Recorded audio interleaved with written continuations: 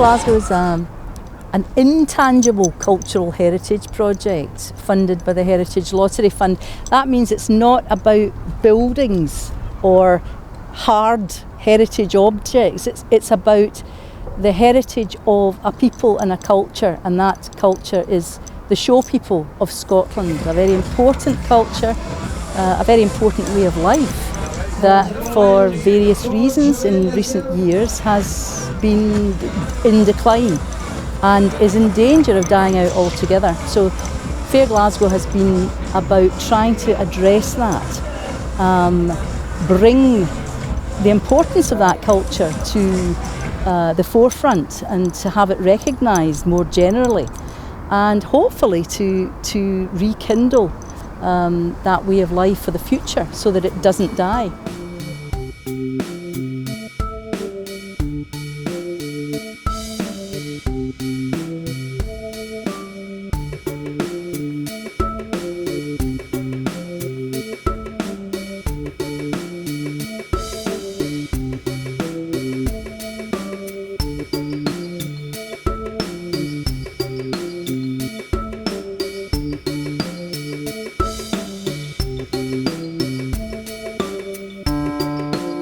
Show people we know what we are, but we're a close community, as I say, but sometimes we don't try to let other people know what we are. We've been not very good at promoting ourselves. Probably we've tried to keep ourselves to ourselves, and that's probably a mistake. We need to open up a bit more, and I think it's something that we need to find ways of putting it out there, and it's something that I've tried to do to make people aware, and through working with museums and councils and just going and speaking to people, trying to just promote what showmen are doing, what they are. They're no different than anyone else. It's a family business. Generally that would mean the whole family would travel around with them, and that's I think that's the easiest way to kind of to put it, as it's just the business that takes you around Scotland. There's no other reason rather than the business that's the reason you have to travel. And because you're kind of travelling around and you see different people in different groups, I think it's made us a very close kind of community. The project's been developed in 3 quite distinct strands. The first strand has been a very strategic approach linked to an important piece of doctoral research by Tara Bell. And it's been working with the Showman's Guild, members of the Showman's Guild, members of the Scottish Travellers Education Programme, and various representatives from the show folks community. And what they've been doing is working with museums in Glasgow and researching some of the objects and pieces of memorabilia belonging to show people culture, so that they can be reinterpreted, so that can be fed up to Scottish Government, out to European parliaments and to the broadest possible public. We have a lot of objects that have very little information attached to them, and the show people are the real experts. They were able to tell us a great many things that we really didn't know. We had no means of finding out through the usual avenues, books and libraries and that sort of thing. So we've been able to enhance quite a number of our object files. We've updated a lot of our database. Yeah, we've included entries from show people on our online searchable. From the public can search a database, and we've included some of the memories on that as well. So yeah, it's been invaluable. Well, working with the show people was very fun for us because they were very organized and very dedicated to this cause, and they were really willing to put the extra hour and effort in order to give the public what they wanted.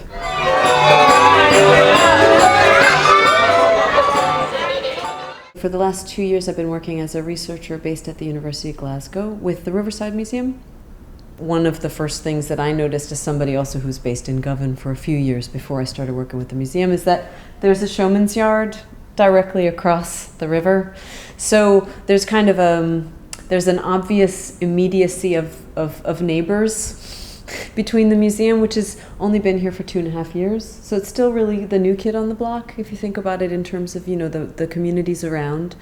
But also as a museum of transportation, there's a really obvious link there with show people. When we were initially approached about the Fair Glasgow project, I felt, the whole team here felt, that if it isn't exactly with the direction which the Riverside Museum wanted to go, and really encapsulated what we were about in terms of our development as well, which was involving communities and helping creating meaningful displays for those communities. One thing we had to talk about in those first discussions was how we would approach the community. The community's pretty private, it likes to keep its privacy, and certainly my grandparents, they almost would never dream of engaging in something like this. It wasn't something that generation did. They had the shows and they put the shows out and they stayed behind the scenes and they kept their lives private and insular and separate. I'd spent some years researching the history of show people in Scotland.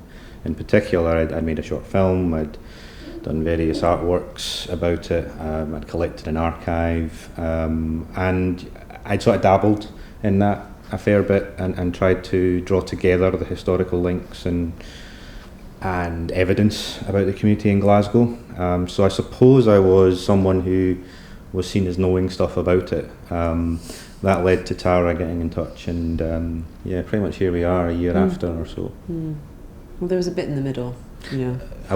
Should I mention that? Yes, and that bit in the middle was being brought on as, I suppose, a collaborator and consultant that helped with some of that historical background, but also in terms of helping to identify some folk that we could approach to be part of the project, and offering a little bit of guidance and knowledge on the community and its various intricacies and complications.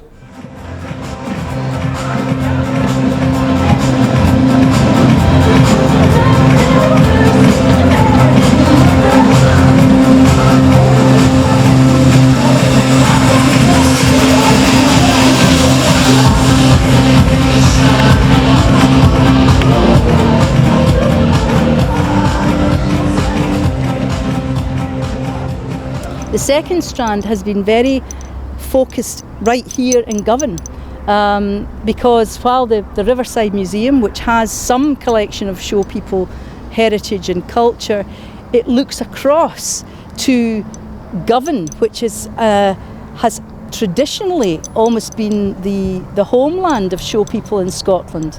In fact, Govan Old Church is still seen by some as their own church, where people are christened and married and buried. So we've, and the show yards have been in decline over the years. From 9 or 10, we're now down to 2 right here on the banks of the Clyde. So we've been working in a very focused way with 2 of the remaining yards here in Govan, and they've developed a piece of apparatus that's been used as a consultation tool, going out around all the fairs around Scotland and asking show people what they think about their culture. Well, this is Fair Glasgow, a project devised to establish where fairground culture that used to predominate a lot of winter carnivals and fairs in Glasgow has gone, and to try and speak to some of the people that were involved in it, and particularly to ask young show people to contribute towards building an archive about some of the things that are missing, and to record from their parents and their grandparents and friends issues that they're dealing with today, and fond memories that they have and aspirations that they have, and to speak honestly and openly about what it's like to be from the show people community. One of the important partners that we've had in this project has been Thorntree Primary School. Thorntree is the school where a lot of the young show people go for their education, across in the East End in particular. And we are very keen to support those young folk in the level of understanding of their peer group in terms of their culture and their heritage. Me and Wallace are showmen. The rest of everybody else has showmen in their class. Say from here to about them houses down there. That could be a yard, and then there's loads of sailors going down there and chalets and stuff like that, and then there's loads coming down there. In a house or like a chalet, you've got your own bedroom. In a trailer, it's a small place where either you've got bunk beds built in that somebody's built in for you, then there's a big bed back in the back corner, and then the couches will pull out to make a bed as well. But some couches don't pull out, so you have to get like a bit of plywood or something to put it in to like cover it over with pillows and that, and then you would be able to sleep on that if you had like a couple of guests come over when you was away somewhere. Whereas in like a wagon, it's bigger and it's easier for space. Like in the mornings, if you're getting dressed, then all the boys have to go outside, or if the boys is getting dressed, then all the girls have to go outside. See if you get a form, we got a form from school the other day and asking it was where you're from, and it just had gypsy/traveller. I know, that's what we got as well. No showman at all. My man crossed out the page and no showman. And did you feel insulted by that? Yes, yes. And could you put your hand up to your teacher and say, that's not right? Did you do that? No, you can't do that. No, because then everybody would start calling you a gypsy and all that. Yeah, because you would just get slagged for it at school, because kids is horrible. Because everybody in the class would find out and they would start talking about it. You would get bullied. And we don't really want that to happen. And see, since all these TV programmes has went on the telly, like Big Fat Gypsy Weddings, people is thinking that we are all exact same as them, when we're not. We're different people. They should take us for who we are. The big machines, they take about a good couple hours.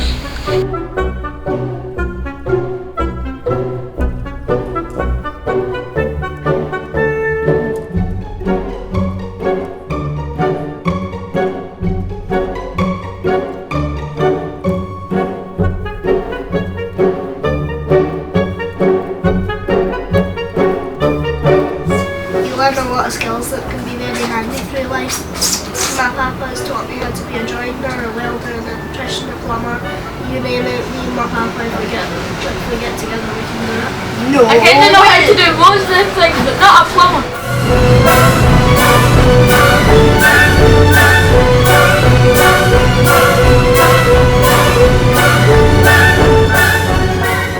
The third strand was an event which took place across in the environs of the Riverside Museum, which brought both of those strands together and celebrated show people culture with a wonderful event at Christmas time, which had heritage rides and carousels and all the wonderful things that you remember from your own childhood.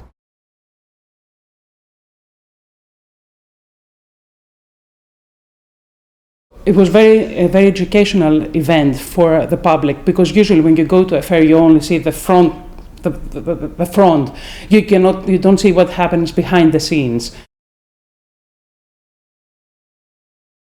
And I think being able to offer free rides and free attractions on the day in what was a wintry December day was great, and it brought a huge number of people, because at that time of year, to be honest, people just want to shop.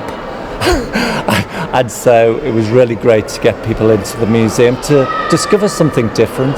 I saw a lot of showmen and showwomen who have maybe gone off and done other things, and they came along, and we had old time caravans there, and there were granddaughters of the people that owned them caravans, and even David Maxwell, who's one of the Maxwell brothers that built rides in Edinburgh, he came along, and they were really impressed, and it was good for them to see kind of that people are interested in the history. And I had a lot of feedback on Facebook and there were a lot of people that wanted to try and get along to the event, but because of the weather or whatever reason couldn't do it. And I hope it's something that we can, I think we just touched on what it could be. The time of the year maybe wasn't right in the weather, but I think we just scratched the surface. I think it's something that could bring a lot more to it. For example, here, right where we're sitting, there was the collection of Melvin Thomas, who is an extraordinary person who he would never say that, but he is an extraordinary person. He's collected his own private museum of old showground equipment that otherwise would have been scrapped or burnt, and he keeps it in his place down in the East End of Glasgow. And he had the chance to show it in a museum, which I think has been a dream of his, and I think even just the validation for him and the chance to see it somewhere like this was wonderful to see for him, and it enriched the whole event and the whole process so much. He was one of our regulars in the group, and his knowledge and his understanding of the history of show people was invaluable. My name is Melvin Thomas. I'm a fairground enthusiast, and I'm here to show the wagon off. I enjoy that, and just to let the public get an insight into how we lived 40-50 years ago with these kind of homes. And this is the first event I've ever had it out to, so I'm quite thrilled because it's a prestigious event in front of Glasgow Museum. For a lot of people, they've seen them on the road years ago, but they've never been in them, you know. So to have a look inside was quite pleasurable for them, you know. There's a photograph above my head. I don't know if you can see it or not, and that's the gentleman that it was made for, Mr. Bansible. He ordered this wagon brand new, Mr. Henry Bansible. And the granddaughter was here yesterday to have a look at it, and her and her husband come, and she's left me a billhead with the wagon maker. So she's left me that as a wee keepsake, which was very nice of her. I'll put that in a frame and put it up when I get the chance, you know. It's a great hobby for me. It's in here, you know.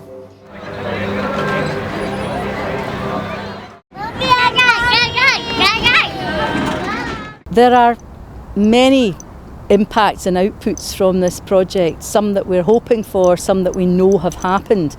Some that we know have happened, the Glasgow Museum Service have now an increased awareness of both the importance of show people culture, but also some of the pieces of apparatus and memorabilia, what they were for, how they fit into that show folks' way of life, etc. And then the slides, which would have been hand painted. We have 1.3 million objects in Glasgow museums, and it's sometimes hard to keep track of them all. But what is vitally important is when things have been collected, and often they were collected in the past, they frequently didn't come with the story of what they were used for, who they were used by, their relevance and significance. And it was really invaluable for the fair people to be involved in that process of rediscovering and reinventing these stories.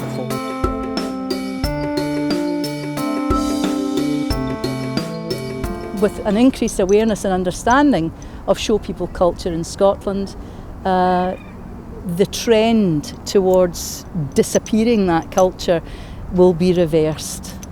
And once again, show people can take their proper place in the society of Scotland.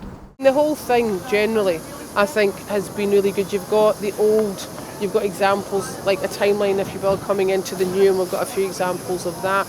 It would be nice if it didn't completely end here, if things, either in conjunction with the Riverside or any of the other museums or any other events places that Glasgow museums have, could maybe even bring to the fore the historical connections with the Glasgow Green are really, really strong. So I think it would be nice if it continued, and maybe occasionally something like this was put on again, because there's still so much more and so much more information that could be put out there, and there's still so many more people that we could reach, just to, you know, to dissuade them from certain negative ideas about show people, and just to give them more information and get them to realise what a big part of the community we have been in and around Glasgow and Scotland in general.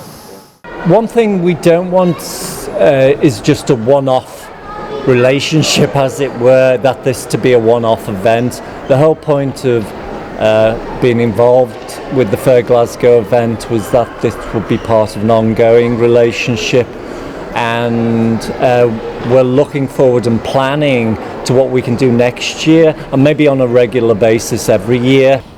Right here in Govan, there's been a very important development, because the whole project has been linked very closely with the Govan Fair, one of the very oldest fairs in Europe.